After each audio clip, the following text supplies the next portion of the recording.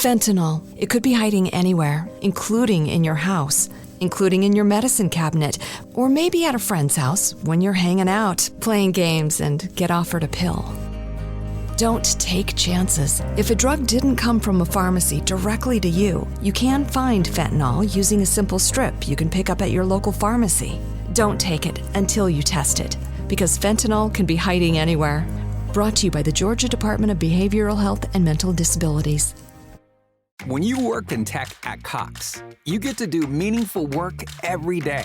You get to be the biker who codes as fast as he rides, crafting advanced tech solutions that transform car buying. Or a guitarist who develops harmonious apps and websites, connecting people to people and businesses, all in real time. A savvy soccer mom running solution sets as passionately as she runs gameplays. Be the super secret keeper, designing cybersecurity systems to protect private data and websites. A planet protector, expanding EV battery life and inventing more ways to build a better future for all. When you work in tech at Cox, you get to do career-defining work that solves the greatest problems of our time. Join us and connect to work that improves lives, including yours. Learn more about our family of businesses at cox.career/tech.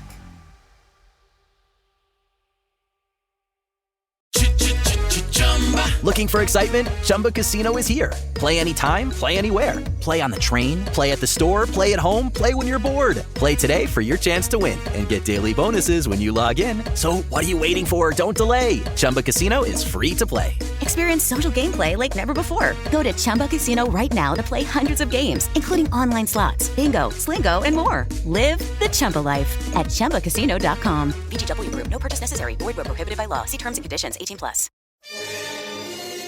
It's the Opperman Report.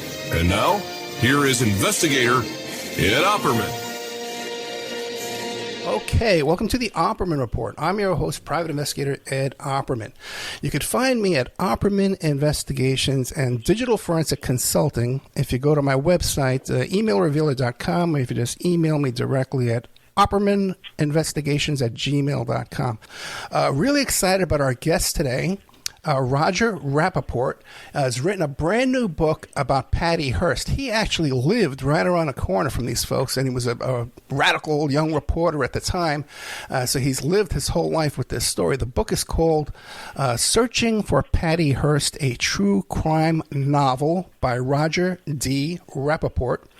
And you can find more information at pattyhearst.com. Mr. Rapoport, are you there?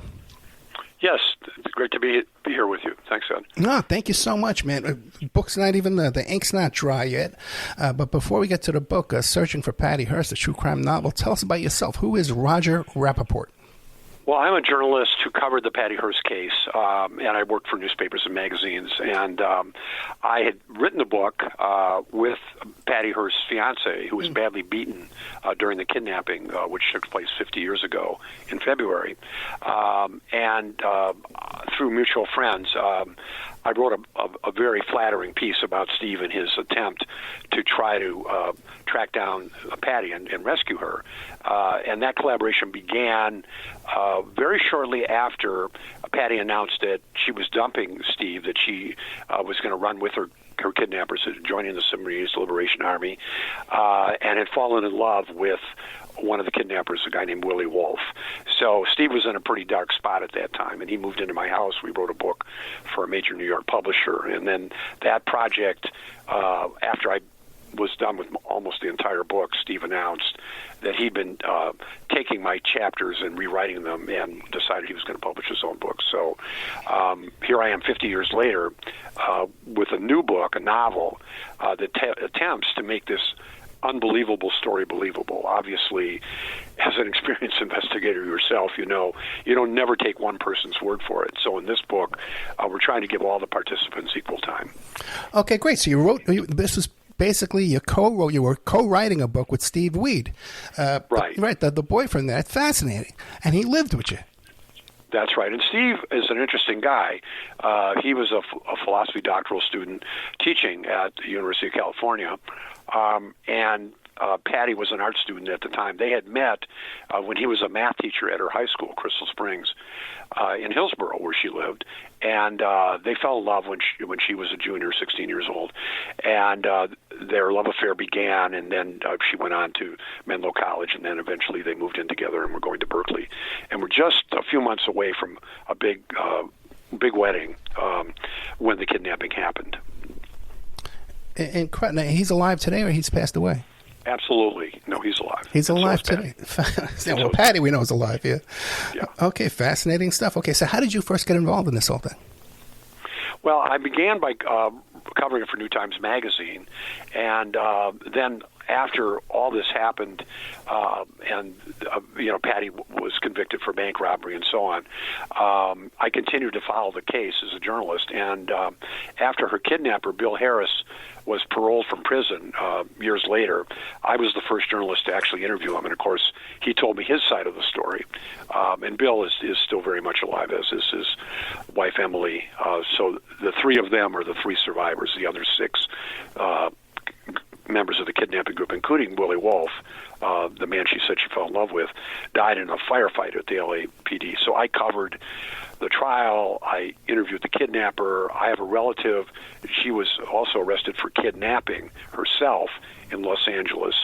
And that trial where she was convicted, the judge was a relative of mine, Mark Brandler. And then I also interviewed Dr. Tom Noguchi, who's the famous celebrity Los Angeles coroner who autopsied Marilyn Monroe and Bobby Kennedy. Yeah. And he did the autopsies of the 6 Simonese Liberation Army members who died in Los Angeles in a firefight with the LAPD. And I interviewed him at great length some years later. So there is a lot in the book that's based on the true story, but basically all the information in the book is fiction. It's a novelistic treatment in it, and as we've been discussing, as journalists and reporters and investigators, we always cross-check. That's our job, is to give everybody equal time so we get all points of view, so that even when 2 people are in the same room at the same time, which is certainly true in this case, they can come out with completely different versions of what happened. Oh, that is so true. Yeah.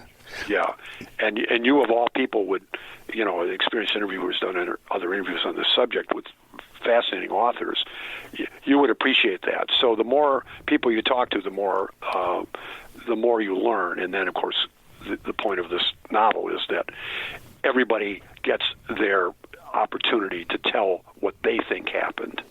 You said Bill Harris and Emily Harris have their own story, their own version. What's their version? Well, you understand that much of what is being published today on this case is coming from Bill Harris, because he is the only kidnapper who's spoken out publicly.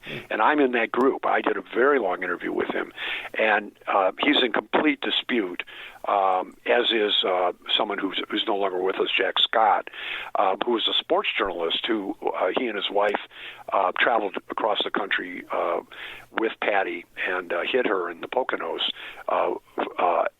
after the SLA shootout. And, Jack has a different version of what happened. He actually sued Patty after her book came out. But Bill's version of the story was that essentially... Fentanyl. It could be hiding anywhere, including in your house, including in your medicine cabinet, or maybe at a friend's house when you're hanging out, playing games, and get offered a pill. Don't take chances. If a drug didn't come from a pharmacy directly to you, you can find fentanyl using a simple strip you can pick up at your local pharmacy. Don't take it until you test it, because fentanyl can be hiding anywhere. Brought to you by the Georgia Department of Behavioral Health and Mental Disabilities. When you work in tech at Cox, you get to do meaningful work every day. You get to be the biker who codes as fast as he rides, crafting advanced tech solutions that transform car buying.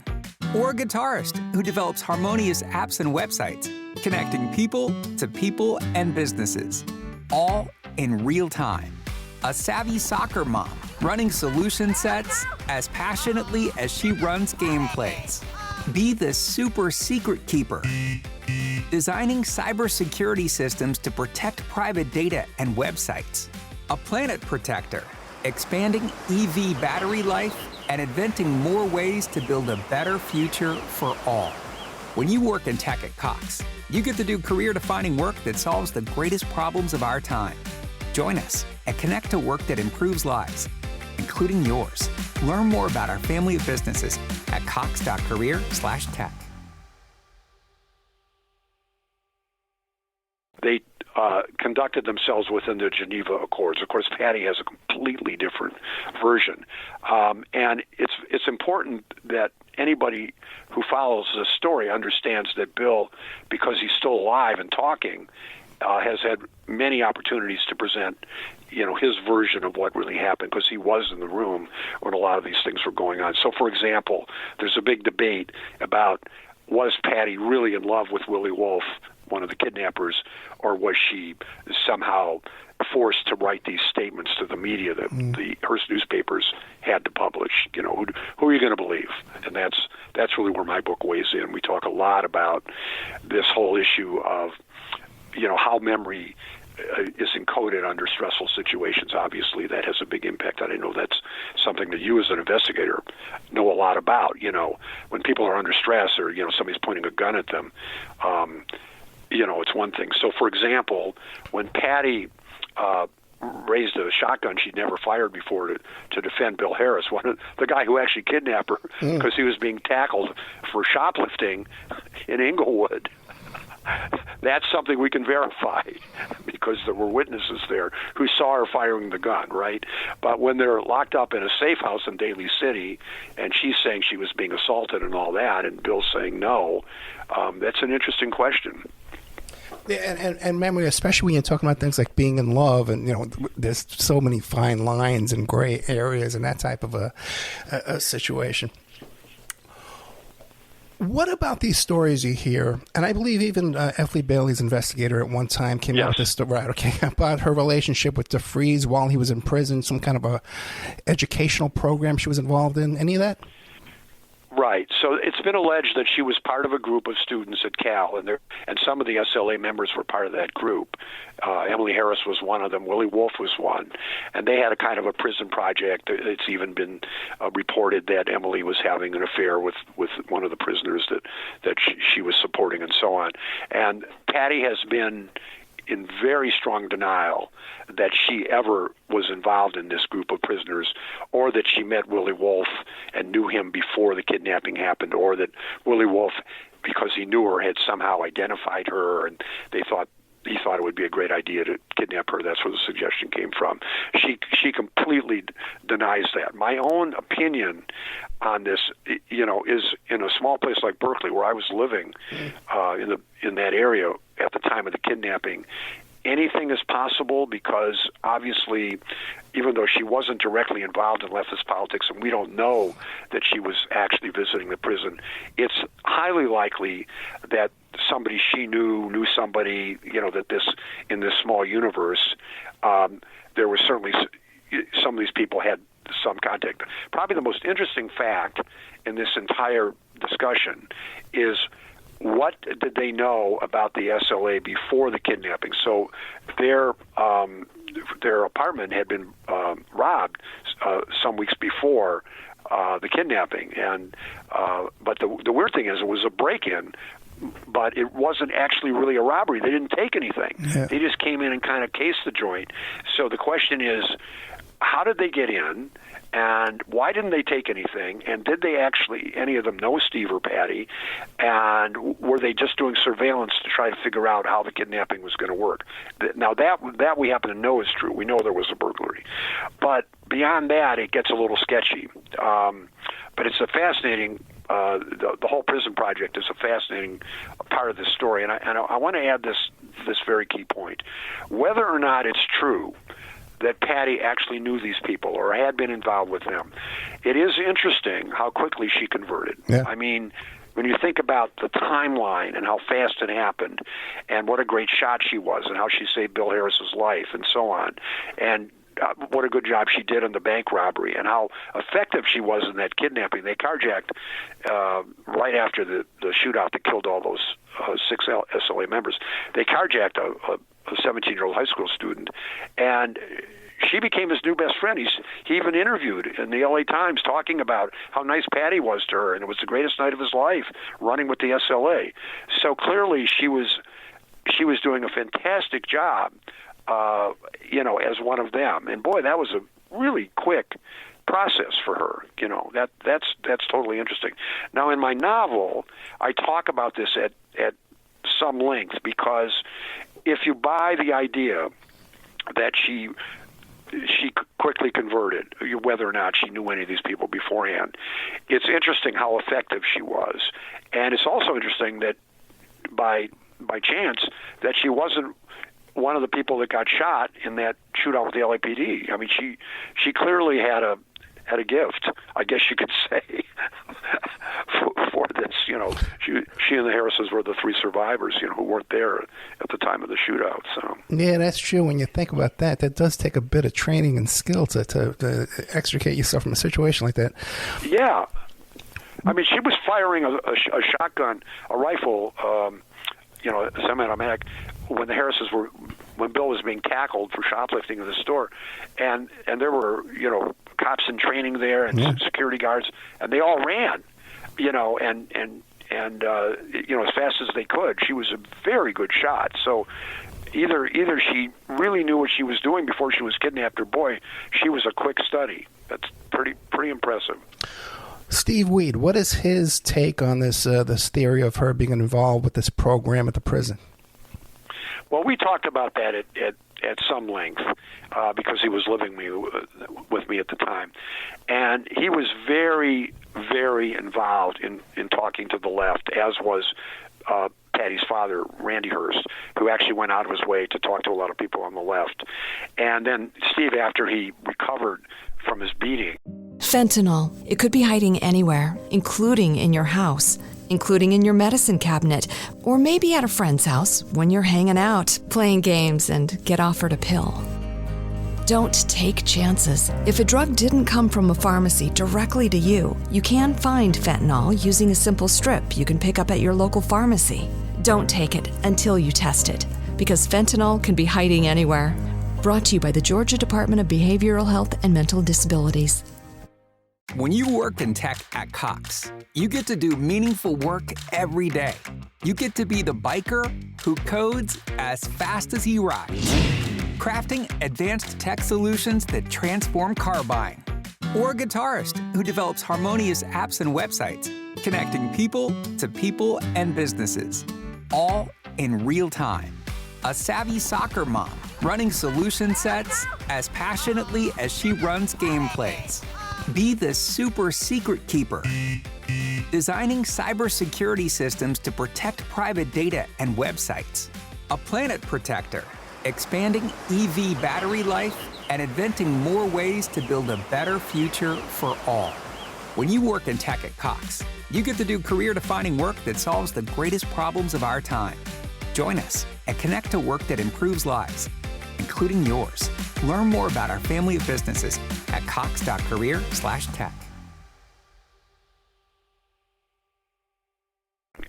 In Berkeley, moved into the Hearst home where the FBI was actually staying, at the house. So Steve was very, very involved in all this conversation.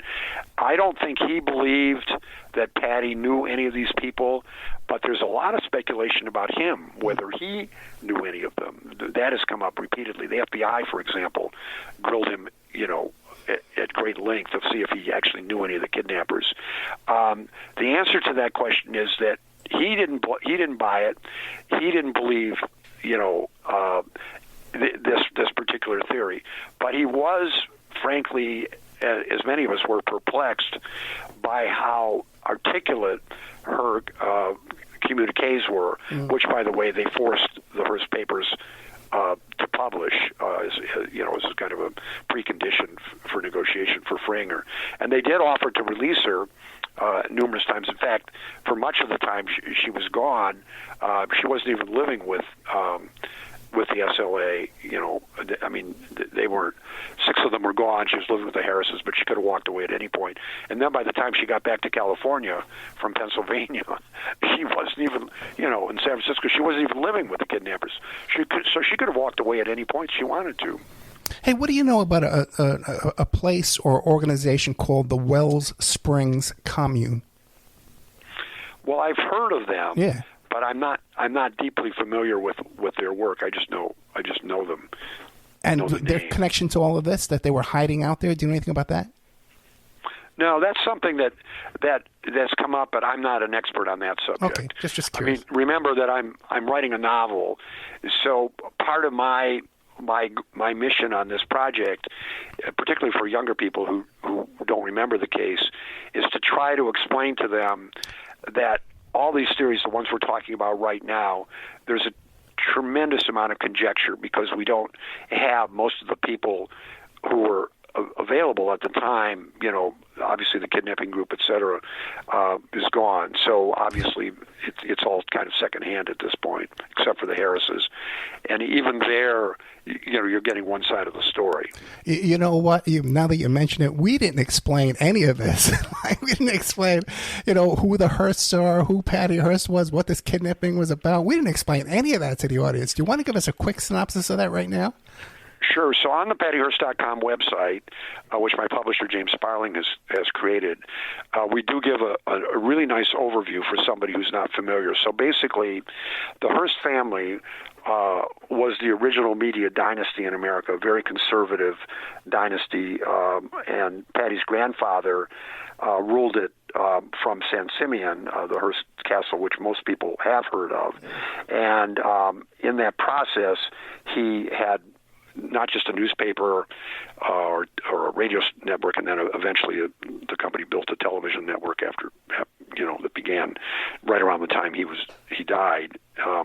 But he's probably best known for the movie Citizen Kane, which basically talks about his political ambitions and his long affair with Marion Davies, an actress. So he lived with a mistress for 30 plus years.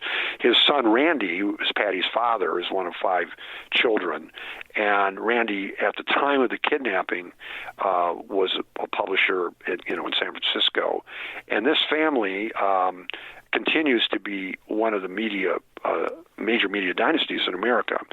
Patty herself had gone to a string of private schools before she met Steve when she was 16, and up until the time that she was kidnapped, she was an art major, and a fiancée, a bride-to-be in 1974. But what's interesting about this family, and I think it's really important, is that I've written for the Hearst newspapers, the Chronicle in San Francisco, where I was a reporter, and I've worked for Cosmopolitan magazine, which they also own. The influence of the Hearst family is, just to give you a small example, Jeffrey Tubin wrote a book called American Heiress, and after it was published, Fox was announced that they had bought the screen rights for a drama, and within hours, Patty put out a press release, and Fox dropped the project. That's just a small example of how powerful this media empire is. Yeah. And they continue to have a lot of influence, although clearly there are other empires they now compete with. But at the time, there was no one that could possibly touch the Hearst empire. And I just want to give you a small example of what the Hearst newspapers are possible. There's been a lot of writing about all the coverage, and we're part of it, of what happens when a young white woman disappears, Natalie Holloway and so on. These stories just get endless coverage. But all of this kind of dates back to the Hearst, was the first person who figured this out. And he, at one point, and this goes back to 1897, he had one of his reporters free the niece of a Cuban revolutionary leader locked up in a Havana prisoner. Not only did he break her out of jail and smuggle her back to the United States, but then Hearst sold the story to readers. Of course, it was a circulation bonanza. So the Maiden in Peril narrative goes back a long way. Ed, what's really important about this story is that this is the first time one of these victims joined her kidnappers, successfully robbed a bank. They pleaded in the case, Effie Bailey, who at this point reportedly had never lost a big case. It was her attorney, probably the leading criminal attorney in America. He tried what became known as the Stockholm Syndrome defense, claiming, of course, that she had been, that the kidnappers had basically bamboozled her into all of this, and that failed twice, and she was convicted twice, first for bank robbery and second for kidnapping, and then went to jail for 22 months. Her sentence, 28 months, and then her sentence was commuted by Gerald Ford, and then she was actually pardoned by Bill Clinton. Oh, wasn't Jimmy Carter involved? I'll double check. Yeah, okay. No, you're right. It would have to be Ford because it was Carter came way later. Yeah, it would have to be Ford. Yeah, right. It was Ford. Yeah. So it was Ford first, and then I believe it was Bill Clinton that did the final pardon. And what's interesting about Patty, I actually have a lot of respect for Patty and for Steve, as a matter of fact. And the reason I'm saying this, and this may surprise you, is I think both of them, since the kidnapping, have conducted themselves admirably. They both, I think, in separate ways, have gone back, to private life. They haven't really tried to exploit this or get involved in what we're talking about right now. And I kind of admire Patty for that, that she's basically moved on. Interestingly, she has a daughter who played a key role in a Charles Manson film. She played the role of Abigail Folger, another heiress who was a victim in the Manson murders. So that's kind of an interesting twist. What has Steve Weed gone on to do today? What does he do for a living today? How does he make a living? Well, he's a realtor. And he's done some interviews.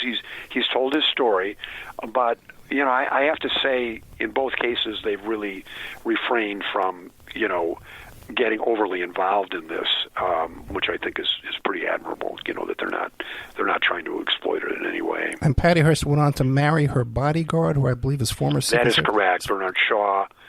Yes, his name is Shaw, and he died a few years back. Really? Yeah. And he was former Secret Service, U.S. Secret Service.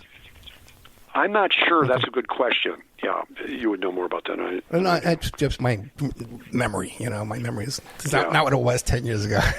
Yeah, right. Okay, now what about, how does she make a living today, if she has to? Well, I'm not sure what she's doing to make a living. I know that she's part of the Hearst Corporation, the Hearst family, but I'm not sure. She's done some writing. She published a novel. She's done some acting. But she doesn't have a big public presence. She's done various things. Now, you had mentioned earlier that Jeffrey Toobin came out with this book, and then it was kind of capture kill kind of deal, right? Right. In your experience, dealing with so many of these people, intimately dealing with these people involved, have you noticed a pattern that perhaps there's some kind of financial motivations to keep people quiet, to portray a certain story, NDAs perhaps? Well, that's a really good question. I'm really glad you brought that up. So I will tell you that Steve was persona non grata with Patty's parents. They were very unhappy with his efforts and his public appearances and so forth. And I'm not aware that there were any NDAs for him or anybody else who was connected with it. I don't think it ever got to that point. However, there is something that we haven't talked about, something that really got Patty upset. After she was kidnapped, Governor Reagan, who Patty despised because, he was totally against any kind of ransom attempt, as was the Attorney General. Patty got very, very angry when Reagan reappointed his mother to the Board of Regents for 16 years at the UC Board of Regents. That was a real tipping point for Patty, and she really got furious about that. But did you discover or come across any signs of people like they want to talk to you, but they have to go talk to somebody else first and come back? I have to get an okay and come back to you, that kind of thing? Well, as a matter of fact, that's a pretty timely question. I got an email just before, like about 10 minutes before we began this interview, and let me read you. See if I can find this here. Exclusive stuff. This is great. Yeah, I'll see if I can find it here. Hold on a minute. Good thing we booked this for 1 o'clock anyway, and not 12. Okay. The long story short is that I got a note from someone who works at San Simeon, and even though the Hearst don't own it anymore, they're not part of it. They still have influence over what happens at San Simeon, and it's not an NDA, but they've made it very clear that in the past, when they have put Patty Hearst books in the gift shop at San Simeon, and you can imagine that would be pretty interesting, certainly more interesting than the architect story, that the families literally had meltdowns in the gift shop over this. So as a result, Patty Hearst books don't make it into San Simeon. That's interesting. Yeah, literally, I just got this note, and it was sort of like it's kind of like the when Fox announced in the morning that they were going to buy Tubman's book and make a feature film out of it. Patty put out a press release. It was in Variety at 1 o'clock, and at 3 o'clock, or a couple hours later, Fox announced they were canceling the project. It didn't even make it to dinner. That's a pretty effective. No, those talk about NDAs. I mean, those fixers, man. clout. Yeah, they're on top of it. They don't sleep. They're up all 24 hours a day, man. They got that going, man. And they live on that stuff, man. Now, what about you hear these theories about the SLA? Like, well, it's such a suspicious group. It starts out of a prison, a psychiatric prison, and intelligence background, intelligent COINTELPRO type influence or manipulation of this group. What did you... Fentanyl. It could be hiding anywhere, including in your house, including in your medicine cabinet, or maybe at a friend's house when you're hanging out, playing games, and get offered a pill. Don't take chances. If a drug didn't come from a pharmacy directly to you, you can find fentanyl using a simple strip you can pick up at your local pharmacy.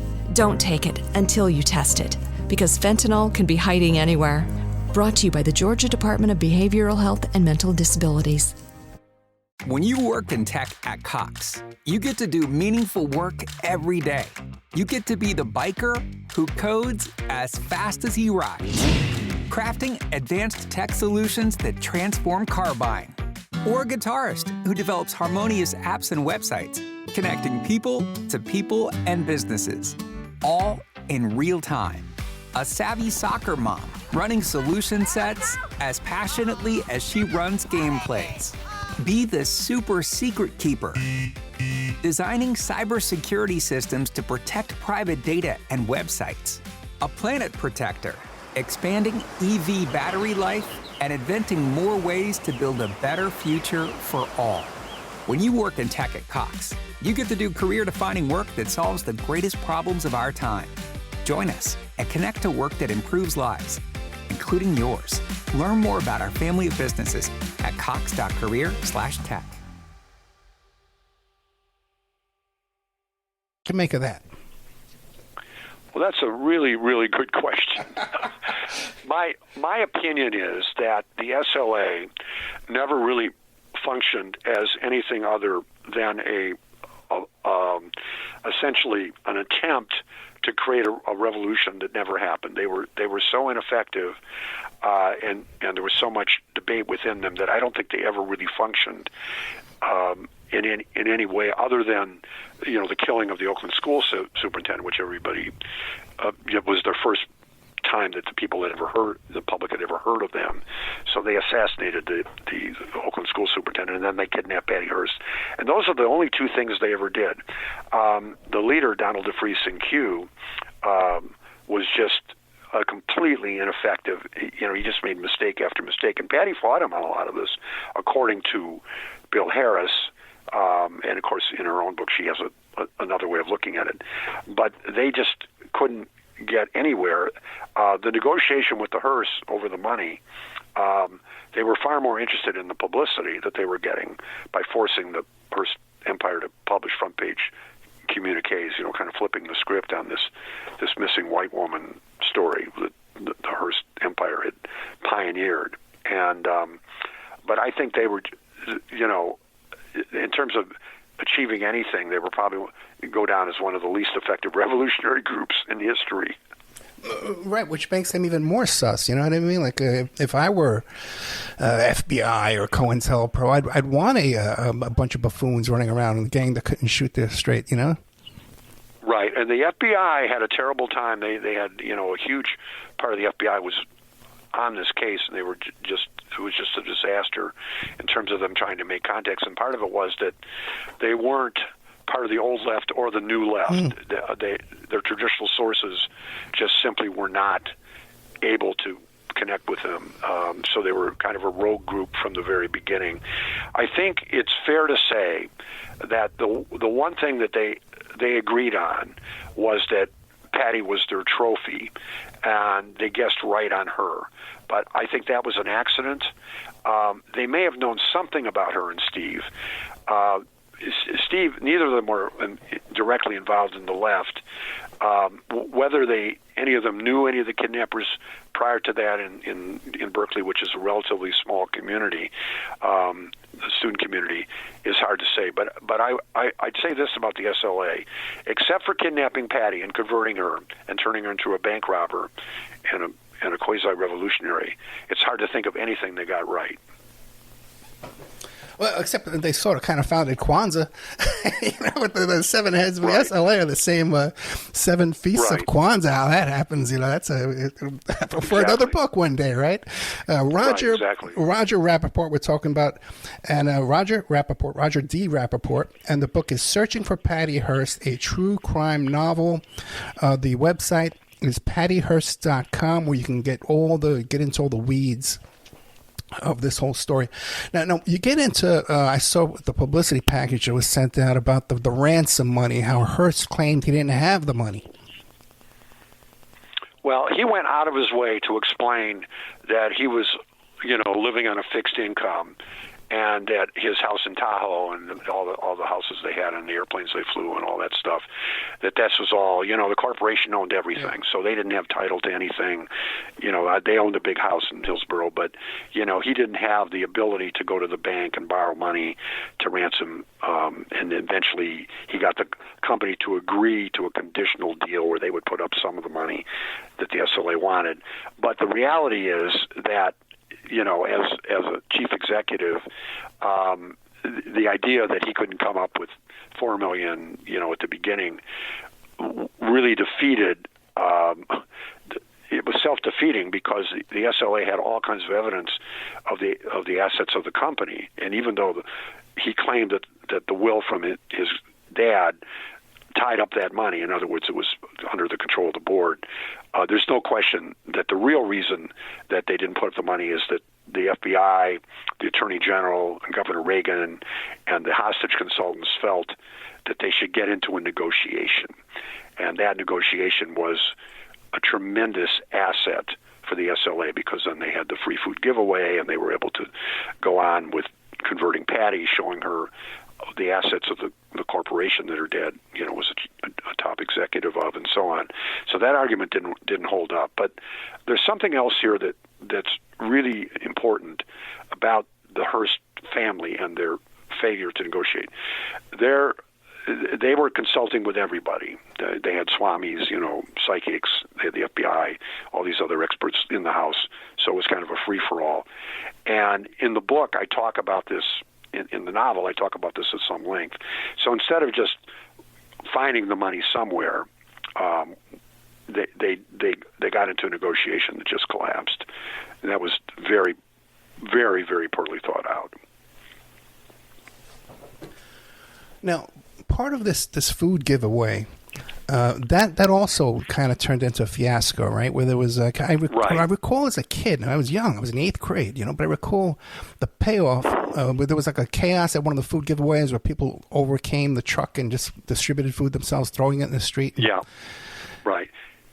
And this was, once again, the management of the food giveaway became very problematic. Now, you can't blame the Hearst for that, but it did kind of exemplify the chaos that ensued when they didn't quickly just do the ransom, the $4 million, the original negotiation just collapsed. And again, they were under a lot of pressure, from the Attorney General and so on, to not do this. And from a corporate point of view, it was a total disaster, and I think that kind of fed into the food giveaway, which was a good faith effort, but it just literally just evolved. Now, and see, it's one of these things in my life where I remember this. I remember seeing it on TV, but when I go back and try and look this up and find film of it or anybody discussing it before today, I come up empty-handed. Now, did this happen? This food giveaway, was it just in California? Was it in the Bronx too?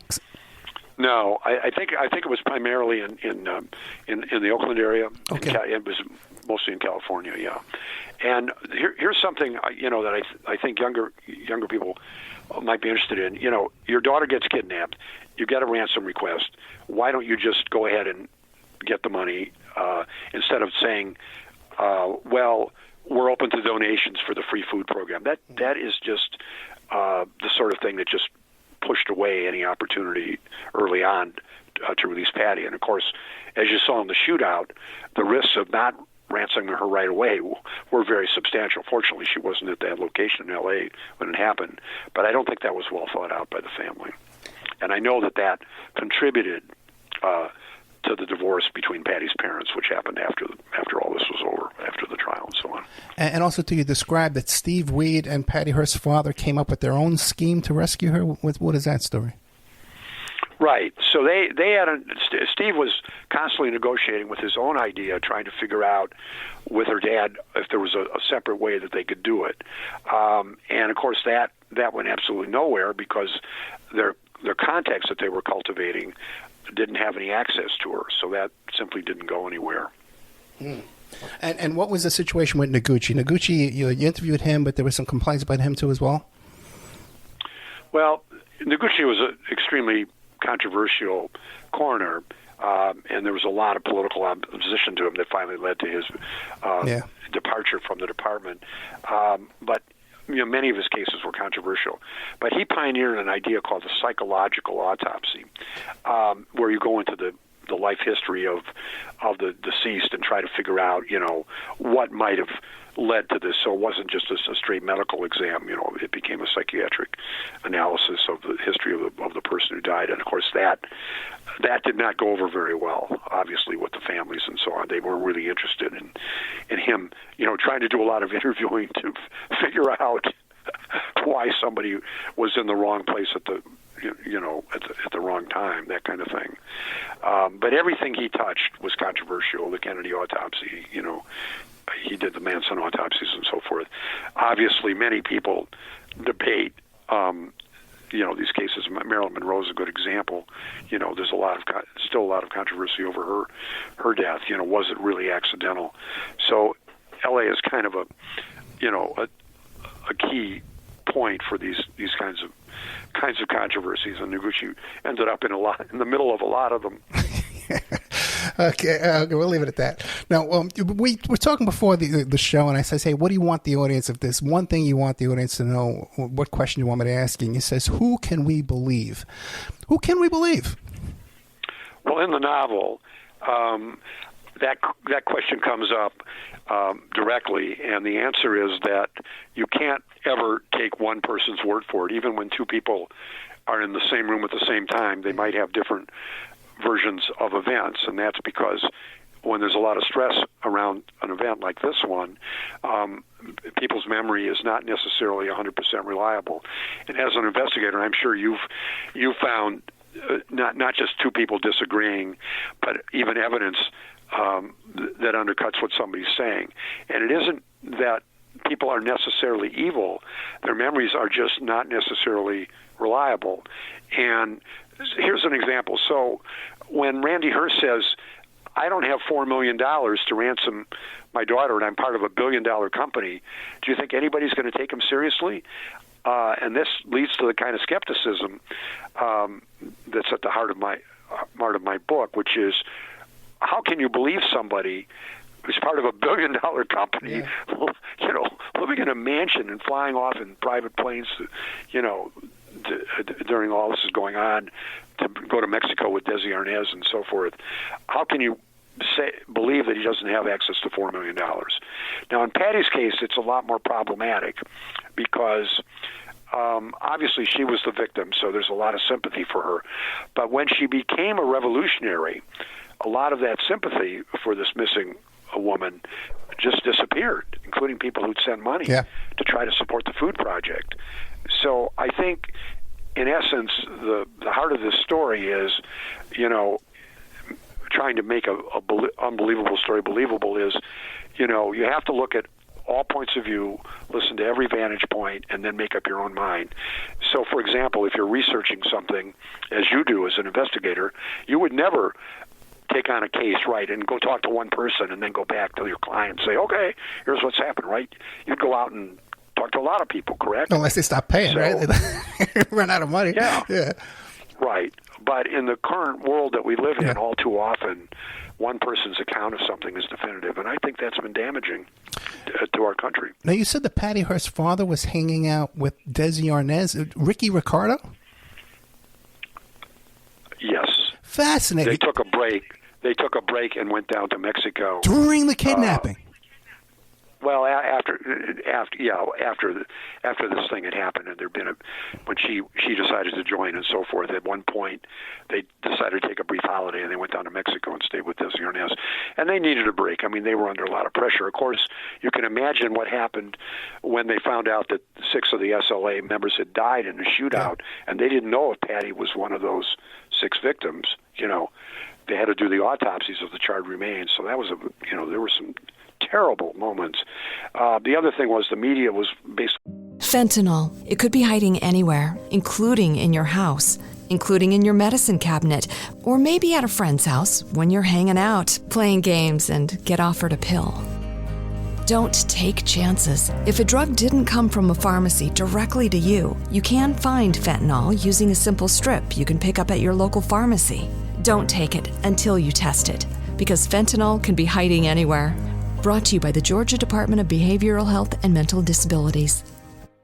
Hello, it is Ryan, and I was on a flight the other day playing one of my favorite social spin slot games on ChumbaCasino.com. I looked over at the person sitting next to me, and you know what they were doing? They were also playing Chumba Casino. Everybody's loving having fun with it. Chumba Casino is home to hundreds of casino-style games that you can play for free anytime, anywhere. So sign up now at ChumbaCasino.com to claim your free welcome bonus. That's ChumbaCasino.com and live the Chumba life. Sponsored by Chumba Casino. No purchase necessary. VGW Group. Void where prohibited by law. 18 plus. Terms and conditions apply. They camped in their front yard, so there was a real circus going on out in front of the house. That was, a pretty awful moment to suddenly be under the microscope for a media. Yeah. I tell you, that Desi Arnaz, though, man, what a fascinating guy, man. The real story of that guy really has not come out. Yeah. And that whole family, that guy was involved. Al Capone, that guy was involved with everything. Frank Sinatra, this guy was out there, man. And I remember that day too, that picture came out when you said about how when it came out that she was actually, with the SLA rather than a victim. She had that holding that machine gun in the bank, front page. Right. And it turned flipped like a switch. The whole. And it wasn't just a bank. It was a bank owned by the father of one of her close friends from high school. Oh, really? Yeah, just told me. Oh. Yeah. Maybe she knew her way around. Okay. Now, what about what do you think was bigger, the actual kidnapping and that whole story, or the trial? Well, the trial is absolutely fascinating. It was F. Lee Bailey, just completely blew the case in the minds of the family and a lot of legal observers. But you have to think about what the jury was witnessing, which was, they claim this sort of Stockholm Syndrome defense.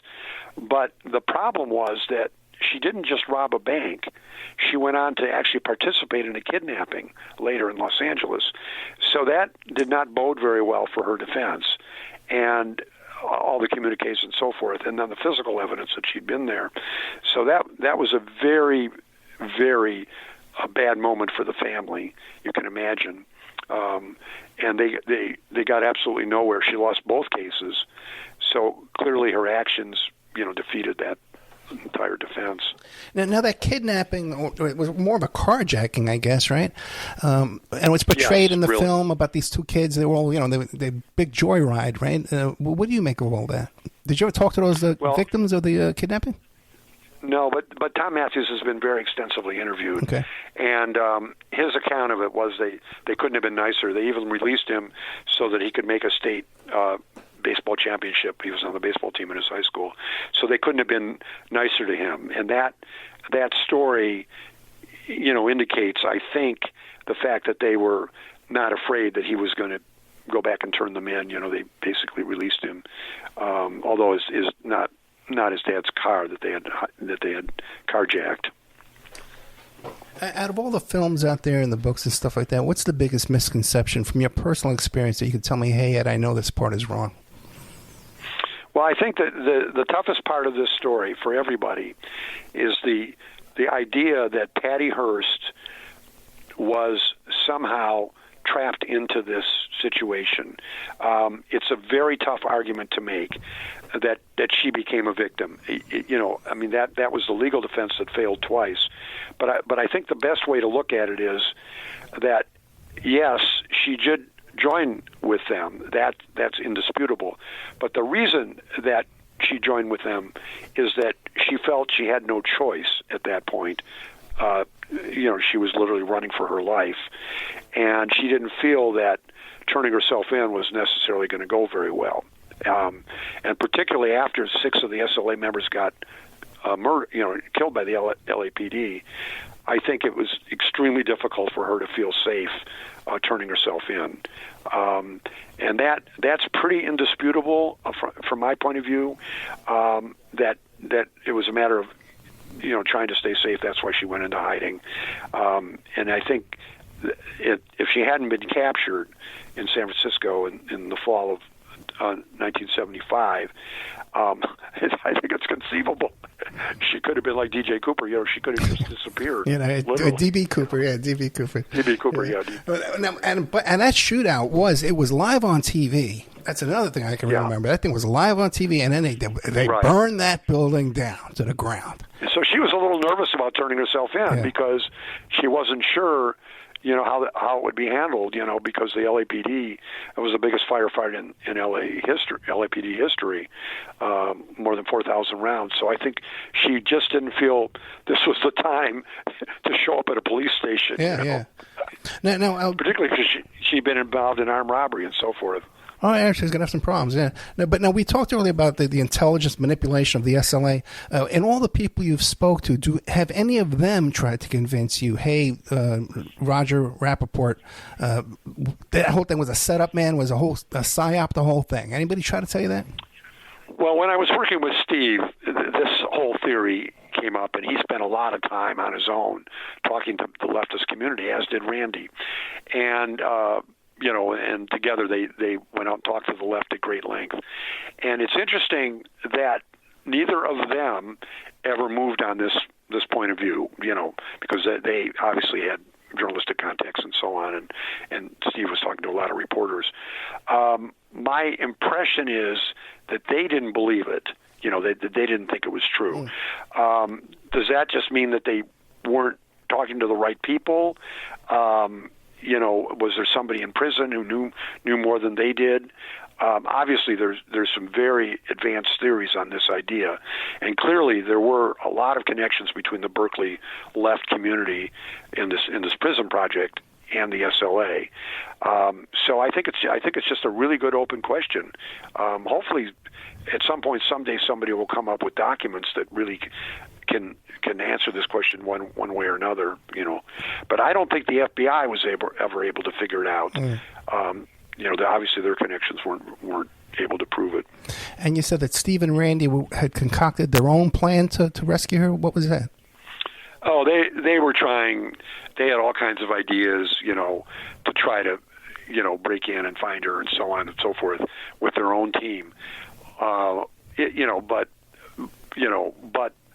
they couldn't find her. So, any possible scenario that they were kicking around just went absolutely nowhere because there was no way to do it. It just could never. They could never make it happen because they didn't know where she was. So there wasn't any. The sources that they were trying to tap just weren't around. Interesting. So they had their own like mercenary type guys that kick indoors, but I guess they would also too have their own intelligence sources and former intelligence people, being in the newspaper empire, the way that was. I don't think there's any question that if Randy knew where she was, that he might have potentially made a move on his own, because the FBI was basically in the house the whole time, and that was not going very well. They were getting absolutely nowhere. So he was thinking about, is there any other private source that we can go to, But the problem was nobody could pinpoint where she was, even though she was kind of hiding in plain sight, more or less. I mean, she was just living in the Bay Area. It wasn't like she was underground, living in Cuba or something. And what a difference, right, from 1974 to 2024, because now they'd find them in a week, you know what I mean? Before there would be 10 news stories between the time of the kidnapping and 10 right. recorder, and with technology and ID cards and credit cards, everything we have. They didn't have debit cards back right. in those days, No, it was a completely different story. Okay, Roger D. Rapoport. The book is, once again, it's called Searching for Patty Hearst, a true crime novel. You can find more information at pattyhearst.com, and there's an events page to it, pattyhearst.com, if you want to go meet Roger D. Rapoport in person and ask him some tough questions you don't think I asked, okay? But Roger, anything I haven't asked you that you want the audience to know about? Yes, at the events, which are mostly in California, we're doing some in the Midwest, and we'll be doing some on the East Coast as well. I am looking forward to meeting anyone that can answer any of the questions you asked today. So if anybody in your audience has new information, let's do another show, okay? Oh, no, 100%, definitely. That usually does happen, too. Now, I would normally ask, how has the book been received? But the ink's not even dry. It's not coming out until January. How about the reviews, though? Well, that's a good question. We've been getting quite a few reviews of the book, and they've been really, quite wonderful. We really, really appreciated it. And I have to tell you that as an author, the most exciting thing is to talk to people who are younger and don't actually remember the case. There's just so much interest on all of this. It's just fascinating. The whole Stockholm Syndrome thing, of course, is a big deal right now, and so we're very, very grateful to the early reviewers who've been very kind to the book. But I think this is a unique story.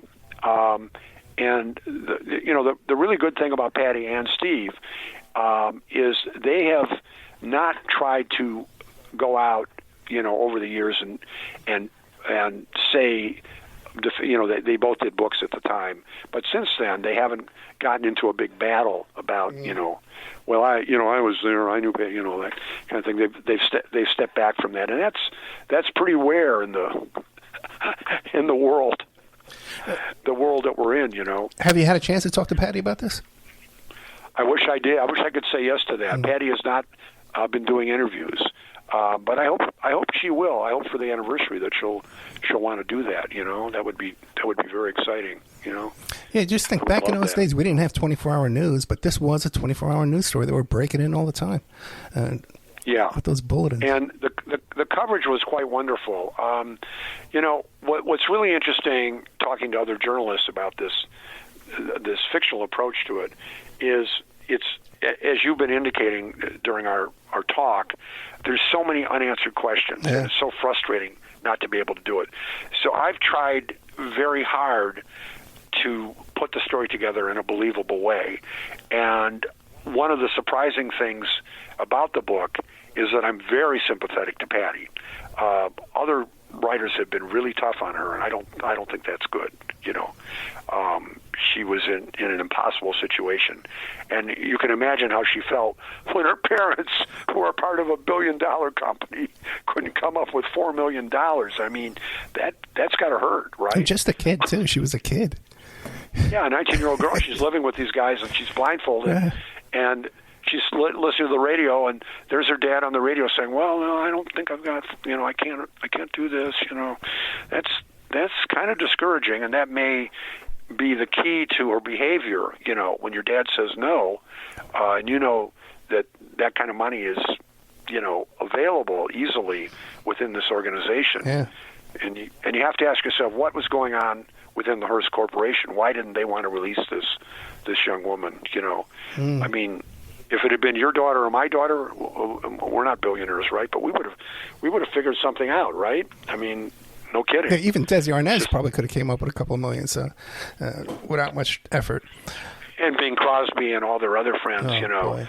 So here she is sitting in a closet, blindfolded, and she's listening to the radio, and her dad's on the radio saying, "Oh, $4 million," and he did a statement about how he doesn't have that much money, and Yeah, so much of this story is the radio too. Those recorded cassette tapes that were played over the radio. But we're out of time. Roger D. Rapoport. The book is Searching for Patty Hearst, a true crime story. PattyHearst.com. There's an events page there to meet Roger Rapoport in person and give him your secret info. Sleep him some little note there with your top secret tips. Hey, Roger, thank you so much, man. And we will have you come back and flesh this out some more, okay? Yeah, thanks a lot. Appreciate it. Thank you, sir. Take care. Good night. Bye.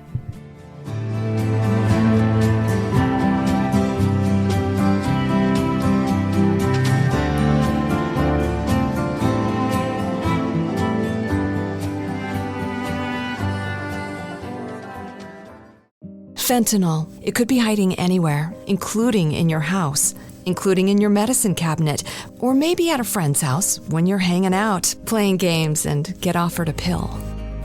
Don't take chances. If a drug didn't come from a pharmacy directly to you, you can find fentanyl using a simple strip you can pick up at your local pharmacy. Don't take it until you test it, because fentanyl can be hiding anywhere. Brought to you by the Georgia Department of Behavioral Health and Mental Disabilities. Hello, it is Ryan, and we could all use an extra bright spot in our day, couldn't we? Just to make up for things like sitting in traffic, doing the dishes, counting your steps, all the mundane stuff. That is why I'm such a big fan of Chumba Casino. Chumba Casino has all your favorite social casino-style games that you can play for free anytime, anywhere with daily bonuses. So sign up now at ChumbaCasino.com. That's ChumbaCasino.com. Sponsored by Chumba Casino. No purchase necessary. VGW Group. Void where prohibited by law. 18+. Terms and conditions apply.